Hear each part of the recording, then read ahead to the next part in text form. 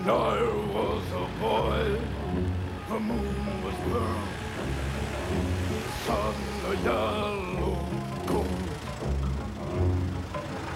When I was a man, the wind blew cold. Le coin rue de Belleville et boulevard de Belleville.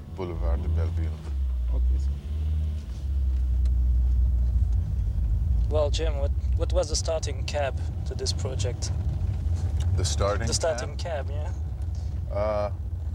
Well, I had many strange experiences in cabs myself, in New York mostly, and in other places. So what I really liked was the idea that in a taxi, you are in a space with someone alone, and you have nothing invested in your relationship.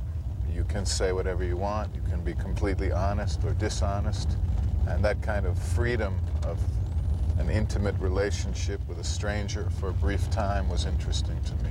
No past, no future.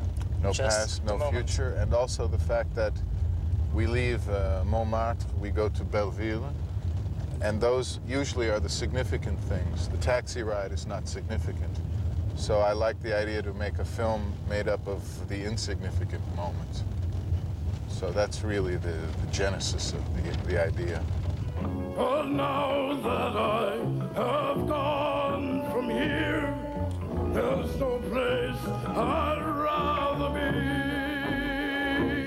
than to float my chance. How did you direct people in different languages? I don't know if you understand each one of it. Well, I understand French and I understand Italian somewhat. Finnish I don't understand at all. But I find that that's not really a problem. In my last film, Mystery Train, I had directed actors in Japanese, which I don't understand at all. And I think that people place too much importance on language. It's not so big a problem. It's a code that we use to speak to each other.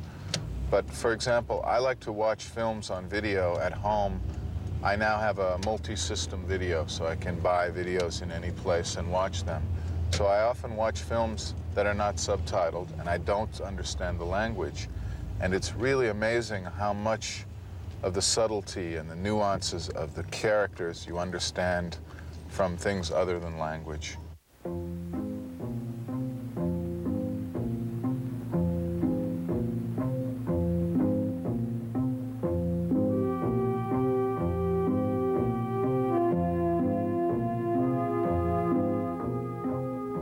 When I was first scouting locations here in Paris, I had a very interesting experience with a Chinese cab driver who told me that it was his first week, only his second day driving, and he asked my help to guide him to my hotel, and he really wasn't sure of the city.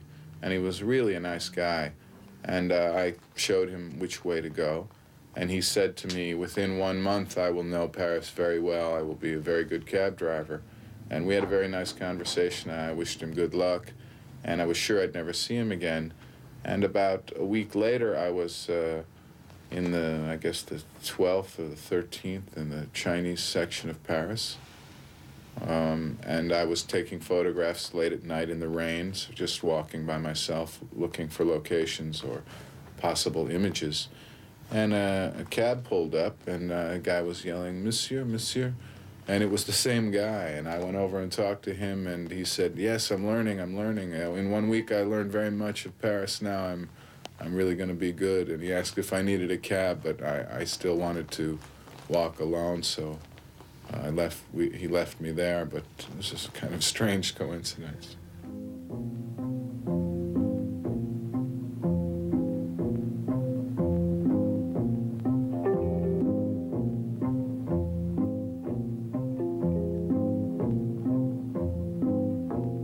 How would you describe, in mood and color, the 3 European cities involved in your film? Well, they're very different. I tried to think both in terms of what is the reality of the light in those cities and the color, but also some of it is somewhat subjective.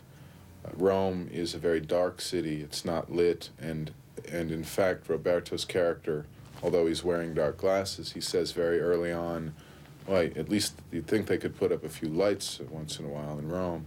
But the colors in Rome are very warm, So it's very brown and ochre and rose, and so those became the values for that city. On the contrary, Helsinki is a fairly well-lit city at night, and yet the colors of the materials of the buildings and the general colors are cool. They're grays and slightly bluish in a way. So that city took on those values. Paris, to me, is a very, especially at night, there's a very specific kind of blueness of Paris. And yet there are small neons of red and green and pink and other colors that enter in. So we tried to incorporate all of those things for Paris to give it that kind of feeling.